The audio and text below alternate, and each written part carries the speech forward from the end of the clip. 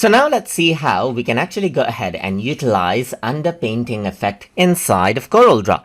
So over here you can see that I have this image, and in order to go ahead and apply underpainting effect to this, you need to go around under the effects menu, and then you should go around over here in texture.